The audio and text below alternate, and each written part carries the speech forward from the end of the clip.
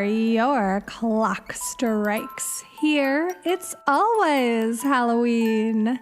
And I'm always your haunted host, Luce Tomlin Brenner. Welcome to Small Frights Friday.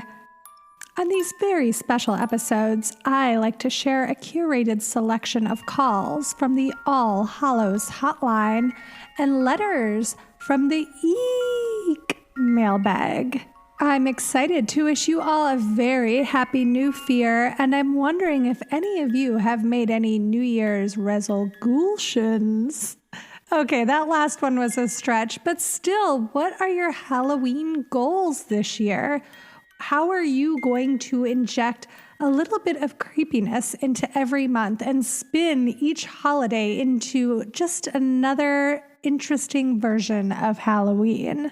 On today's episode, we'll hear from some lanterns who are spicing up Januween, and I'll tell you a little bit about what I did this month as well. But first, did you know that every single episode of It's Always Halloween is funded entirely by our Patreon Ghoul Gang?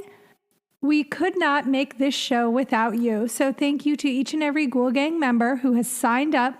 And I am frightfully excited to welcome our newest member, Priscilla Molinares. Welcome and thank you for helping It's Always Halloween stay independent, ad-free, and sustainable.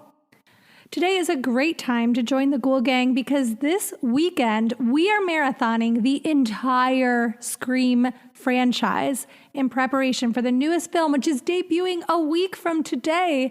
On Friday, January 14th, has the hype bus hit you yet? As you know, I am the mayor of Hype Town when it comes to this movie, and I'm really hoping to not get burned again.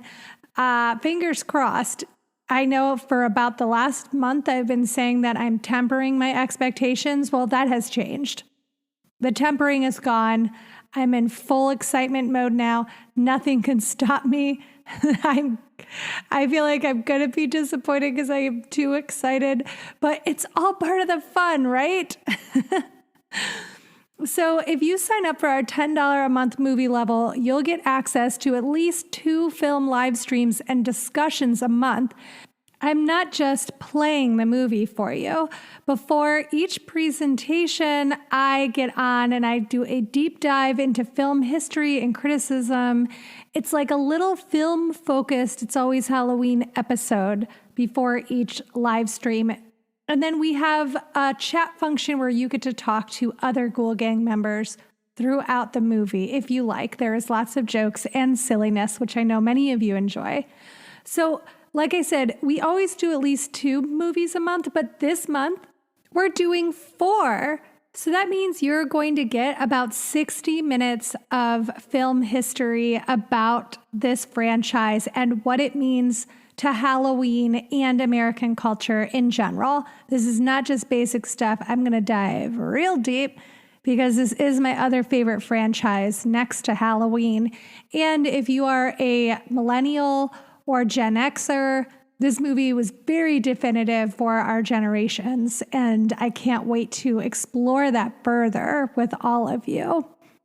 So, the party kicks off this Saturday, January 8th at 4 p.m. Pacific Standard Time with the original Scream from 1996. Then we'll follow that up at 6 p.m. PST with Scream 2 from 1997, starring Jada Pinkett, fresh off the Tales from the Crypt Demon Night horror comedy, which we all watched together last February, and Sarah Michelle Gellar, who that same year, 1997, was starring in another Kevin Williamson penned script, I Know What You Did Last Summer, which we watched together last July. Then we will reconvene Sunday at 4 p.m. Pacific Standard Time for the Y2K set Scream 3, which is set in Hollywood with one scene filmed in my neighborhood. And it introduces many new fantastic actors and a metaverse inside of a metaverse. And it gets super layered and a little bit out of control, but I think in a fun way. One of my favorite actors is in it, Parker Posey, the namesake of my former improv team. And finally, we will round out the weekend with Scream 4 on Sunday at 6 p.m. Pacific Standard Time. Scream 4 is my least favorite in the series due to a killer conceit and reveal that I don't totally buy, and a next-gen cast that I don't love, led by Emma Roberts and Hayden Panettiere. That said, I am grateful for the inclusions of the youngest and most beautiful Culkin brother, Rory, and one of my biggest screen crushes, Adam Brody. Shout out to Dave Rogowski and, of course, Low Shoulder. Through the trees, I will find you. Our Scream screenings are going to tie in beautifully with our very first book club pick, The Final Girls Support Group by my favorite modern horror writer, Grady Hendrix. Now, I know many of you have now read my best friend's Exorcism after I have gushed about it endlessly on this podcast. And out of all of his books, I find The Final Girls Support Group and We Sold Our Souls to be the second best to my best friend's Exorcism. But Final Girls, I really wanted to do for this podcast because we do talk about slasher films a lot on the Patreon. And this month, I'm going to be releasing our live episode from the Axe Wound Film Festival that will dive into the history of the slasher genre, where it comes from, and how it impacts Halloween, which will definitely push out your enjoyment of the slasher movie party this weekend and our first book club meeting. So I think once you start this horror comedy novel send-up of the final girl trope, you will not be able to put it down. Typically, it takes me months to finish a book, and I zipped through this one in a matter of days. Every time something took me away from it, I was mad. All I wanted to do was live in this world where final girls were real, and they were all coping in the least neatly cinematic ways possible.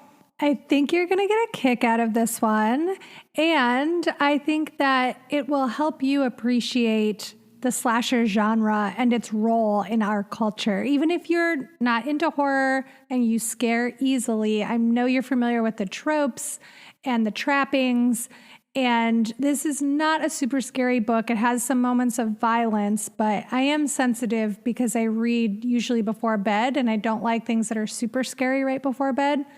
So I think that this one is very doable if you're not a regular horror reader. I also think that scary books are more impactful than scary movies.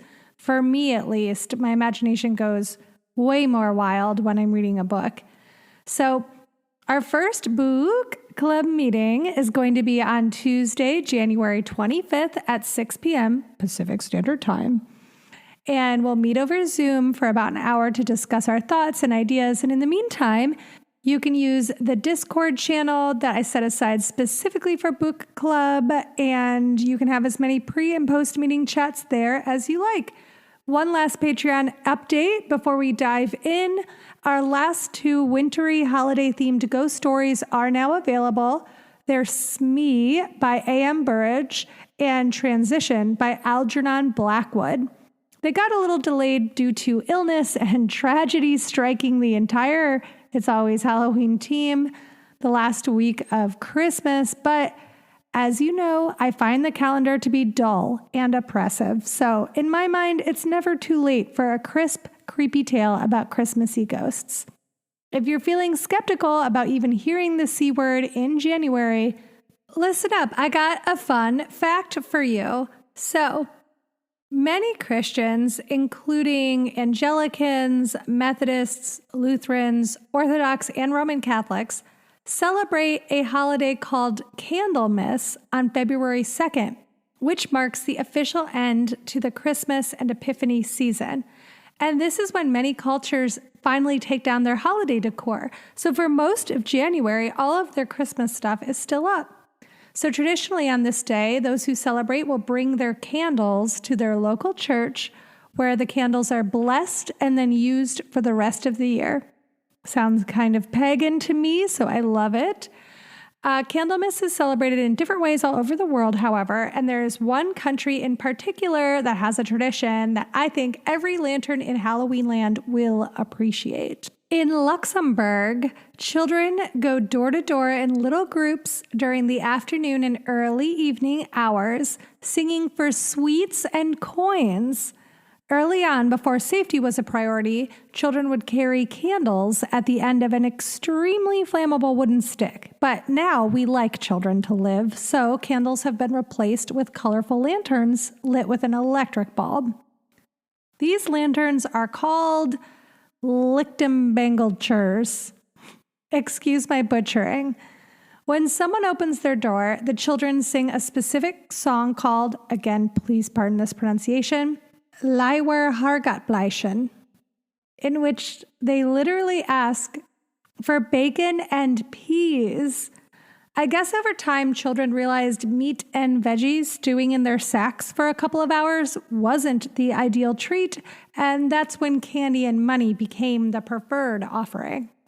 So, if you're hard up for a unique treat for your trick-or-treaters this year, impress your neighbors with your international influence and give the kids bacon. All this to say, if we can celebrate Halloween all year long, there's no shame in celebrating Christmas until Groundhog's Day. In fact, it's already a tradition. So head over to patreon.com/it'salwayshalloween or click the Patreon link in our show notes to hear new ghost stories, join our Scream Marathon this weekend, read the Final Girl support group with us, and or chat up your fellow lanterns on our Discord server. Speaking of which, to kick off today's episode, I want to share this delightful Halloween memory from Ghoul Gang member Jeff, who shared this on our Discord recently. I picked out a ghost face mask for Halloween in 1995. I was in 4th grade, and it was the first year my parents took my brother and me to buy masks for Halloween. Every year before that, my mom made or helped us make a costume.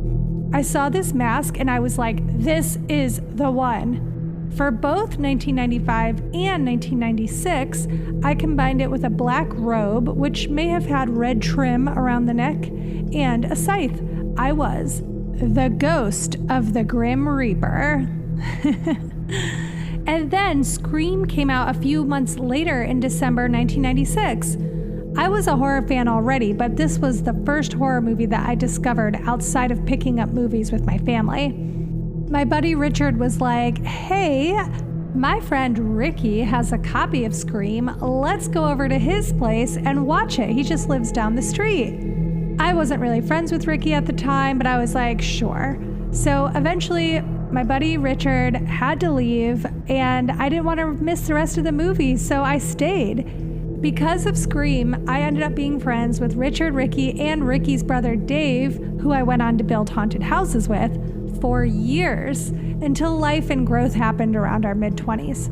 So going back, in 1997 and 1998, which was 6th and 7th grade for me, I ditched the scythe, picked up the knife, got the all-black robe and gloves, and officially became Ghostface. I've seen Scream about 1,000 times now, but I don't think I've ever seen Scream 4, and it's been years since I've seen 2 and 3, so I am very excited for these movie nights.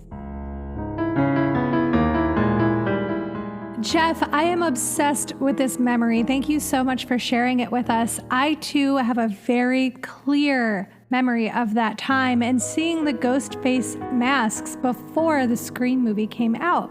And there's actually a very good reason for that, which I find fascinating, but it turns out that the mask was invented by a Halloween costume company prior to the film, and it was the producer of the film, Marianne Maddalena, who worked regularly with Craven on his films, who discovered this mask at one of the shooting locations and wanted to get the licensing for it, wanted it to be the killer's mask.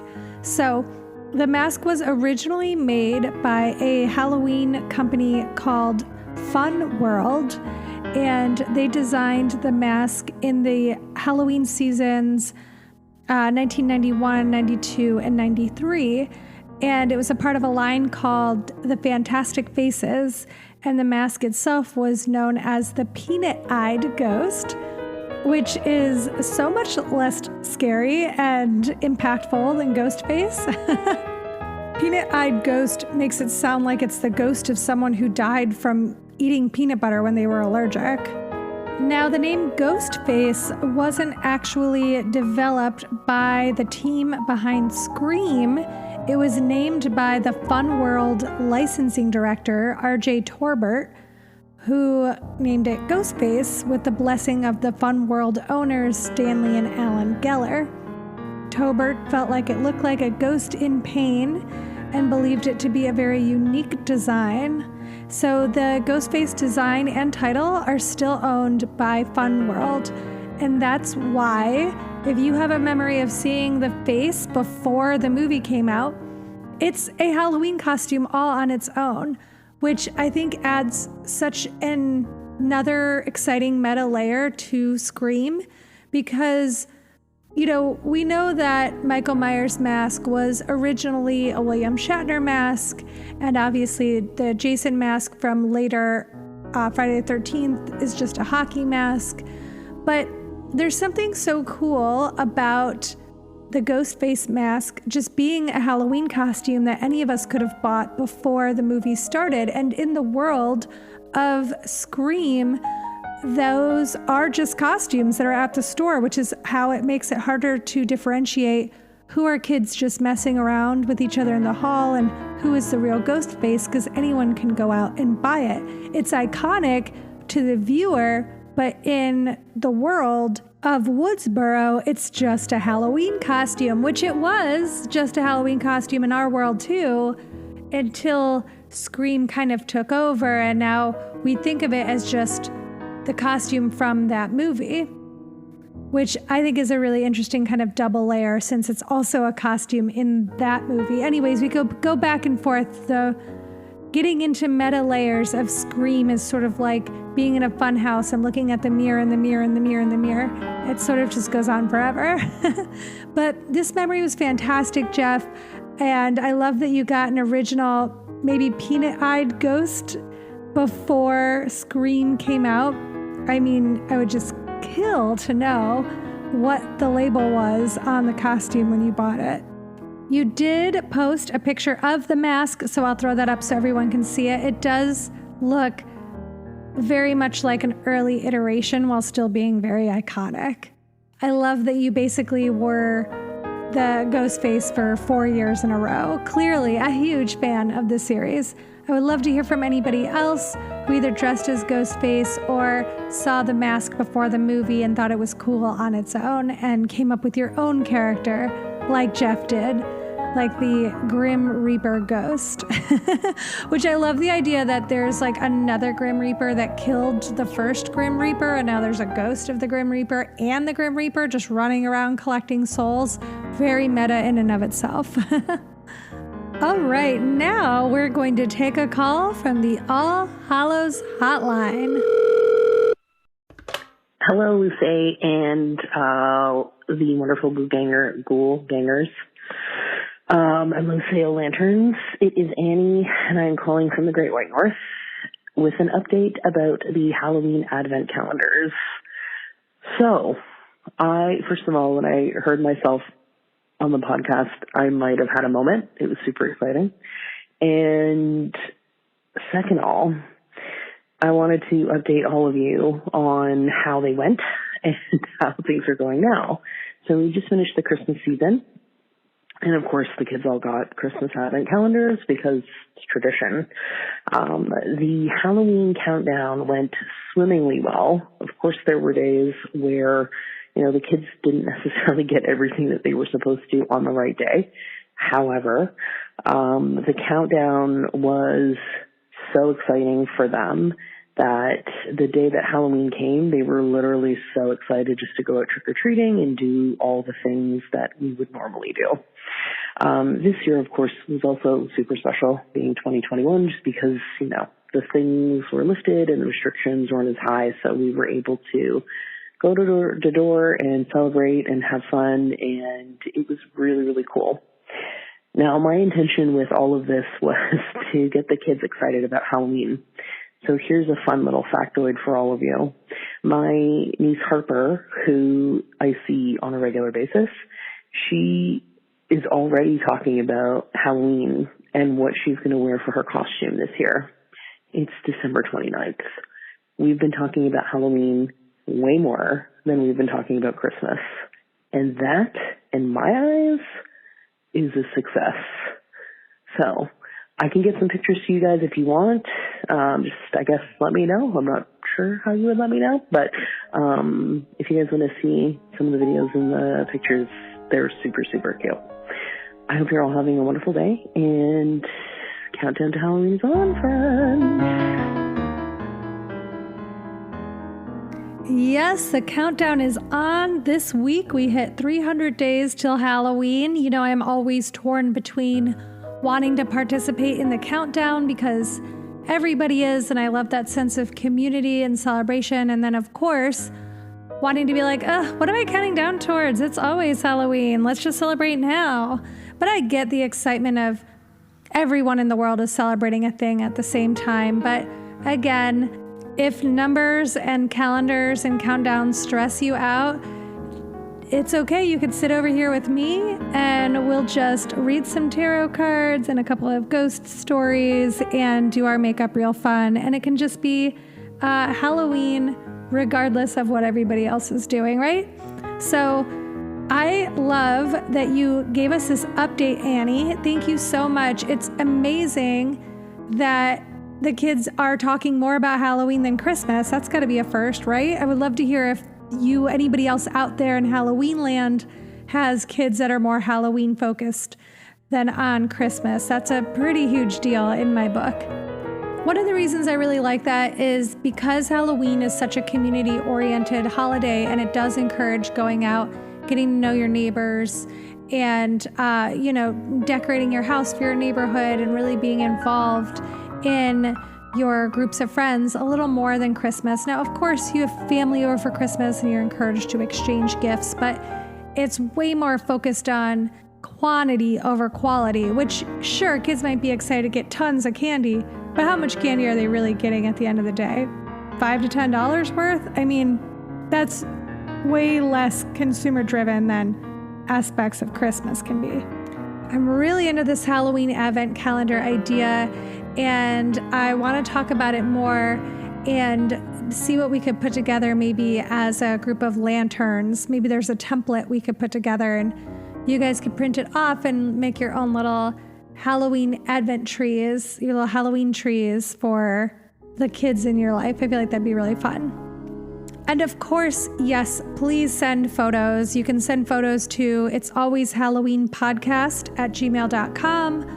You can also send me photos on Instagram, although it's harder for me to keep track of Instagram DMs just because a lot of random ones come through, and email is obviously better to, label and save, whereas Instagram messages disappear.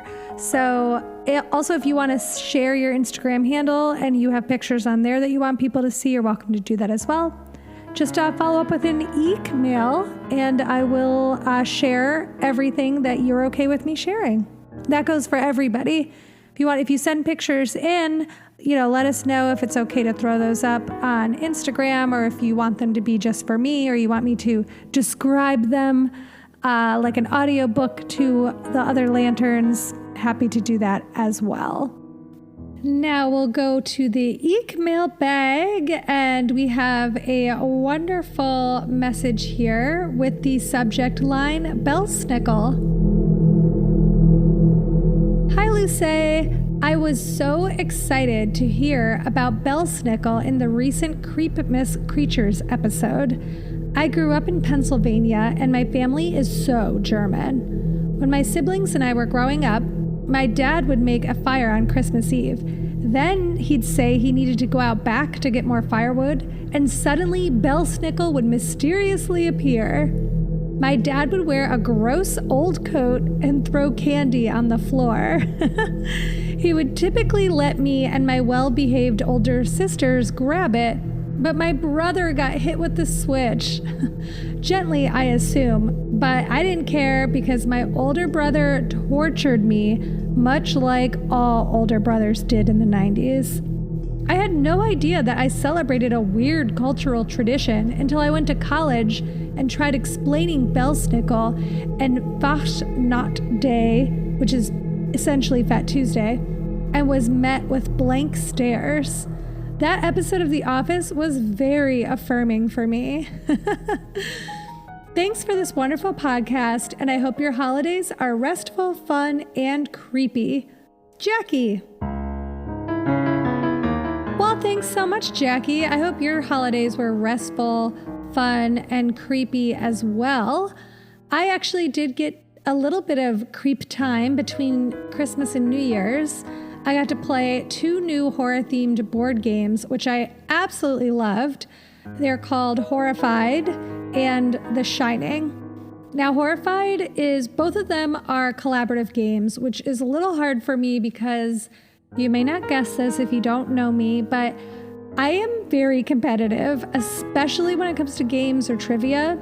A little lightly so with sports, but if I'm playing tennis, I'm extremely competitive. So Horrified and The Shining are both collaborative, like intricate, complex, like adult board games.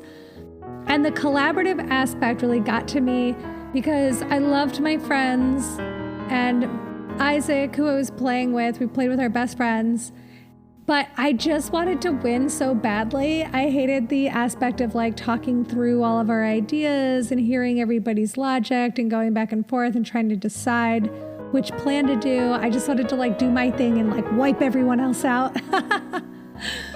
So I had to overcome that a little bit. And when I got more used to this style of that gameplay, I did really like it. Horrified is about fighting off the Universal Classic monsters, and each monster has its own little mini game that you have to complete, and you can try to attack as many of them as you want. So you could just do 1 monster at a time, 2, 3, 4, 5.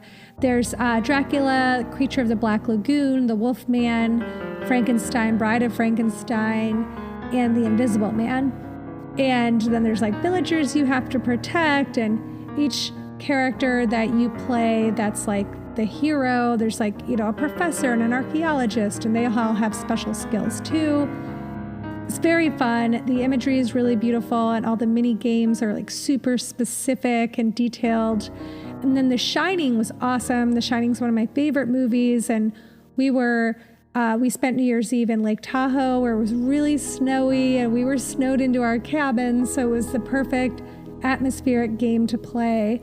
That one I liked a little bit more. It's a little shorter, and there's this component where out of all of the players, one player is secretly the corrupted, which you're essentially playing as like the possessed hotel, and you're trying to corrupt the other players. So it's collaborative, and one person is secretly working against the group. So I liked that. I got to be the corrupted one time, and that was really fun. So I got some other recommendations from fellow lanterns on Instagram of other fun, creepy games that I want to try this year. That's part of my Halloween resolution for 2022, is injecting some more like things that are creepy that can be just for me and sort of like low key. I can't market them. Like, I'm not going to film myself playing a game for Patreon. Like, this is just a fun Halloween thing I can do to kick back and relax a little bit with friends. So here's some other ones that I had recommended to me from lanterns on Instagram: Betrayal at House on the Hill, Touch of Evil, Whitechapel, Mansions of Madness, Last Night on Earth, One Night Ultimate Werewolf, Buffy the Vampire Slayer the game, The Thing the game, Jaws the game, and Mixtape Massacre. Thank you so much for these recs, Dustin, Keith, Hannah, and MJ. They're really great ideas, and I hope some of those games bring all of you some Halloween-themed fun while you're stuck inside due to snow or Omicron or just plain boredom. Winter boredom is the worst. And definitely write or call in if you have more fun Halloween game ideas that can be enjoyed year-round. Jackie, I'm so happy that we could help make you feel seen. I loved hearing about your Bell Snickle experience, and I think it's really just the idea of all of you scrambling to get candy while your dad chases like your brother with a switch as like a Christmas monster is so silly and fun to me, especially it sounds like he wasn't hurt and it was just very playful. I would love to hear if anyone else's families did this or if anybody else celebrated any of the Christmas monsters that we talked about on that episode that came out the week of Christmas. And, you know, yesterday was the 12th night. It was the Epiphany and the night where Frau Perchta comes and slits the belly of those who has not finished their sewing or cleaning their homes. So I hope I haven't lost any listeners. I hope you are all able to keep your house clean on Thursday night because, I mean, otherwise, I think you're done for. I think your guts are splattered all over the place. Again, call in, let us know. Would love to hear if you saved your guts or not this year. And if you didn't, I guess I'd be hearing from your ghost, which is also quite fun. So please give us a call on the All Hallows Hotline, 802-532-DEAD. Or write us that EEEEKmail at itsalwayshalloweenpodcast@gmail.com. I would love to hear your memories of watching Scream. If you ever dressed up as any of the characters in Scream for Halloween. Let's hear about your Frau Perchta experiences, your Bell Snickle experiences. And hey, do you do a Halloween advent calendar? Do you want to do a Halloween advent calendar? Do you have any ideas that you want to share? Should we put one together for the podcast? And anything else you want to share with us about ghosts, Halloween memories, urban legends, creepy facts, monsters, you name it. I want to hear about it, and so do your fellow lanterns. Remember to join us this weekend for our Scream Marathon and on January 25th for our first book club discussion. Head over to our Patreon, patreon.com/itsalwayshalloween, or click the Patreon link in our bio. It helps us out so much. Thank you to our Ghoul Gang for supporting the show. You can also support the podcast with a one-time donation to our tip jar, linked in the show notes, or by buying merch on our Redbubble, also linked in the show notes. This episode of It's Always Halloween was performed by me, Luce Tomlinbrenner, with help from your fellow lanterns, Jeff, Annie, and Jackie. Thank you for your fantastic contributions. The editing, theme music, and sound design is by the perfect Pete Burns. Thanks, Pete. You can follow me on Instagram and Twitter at LTB Comedy and Pete at Mittenberries. You can follow the show on Instagram at It's Always Halloween Podcast. If you're on Apple Podcasts, please subscribe and write us a little review so that other like-minded ghouls can find us. It's super helpful, and it's a way to keep us at the top of the charts. And I just got a new one in December that I want to share with everybody. The title is Like a Warm, Cozy Cup of Tea, and it's by Halloween or Bust. I would highly recommend this podcast if you are looking for a spooky but not scary Halloween-themed podcast to get your Halloween fix throughout the year. I'm glad there is a podcast to enjoy the spookiness of Halloween without strictly confining the holiday to horror movies. The podcast gives off cozy fall vibes similar to the television series Over the Garden Wall. Stay spooky. Halloween or Bust, my goodness, being compared to Over the Garden Wall is the highest compliment available to us in Halloween land. And I do have to apologize that I spent a third of this podcast talking about horror movies, but listen, I don't think you can separate Scream from Halloween for many of the reasons that I talked about. So I hope that those of you who aren't into horror movies still appreciated some of the trivia and background that we got into about Scream on this episode. And yes, going forward, many of the episodes will have nothing to do with horror movies, I promise. This was a wonderful review. Short, simple, sweet, to the point. You can do that too, listeners. Help us out with a 5-star review and a little couple of sentences so that we can get even more Luceo lanterns along the porch of Halloween Land.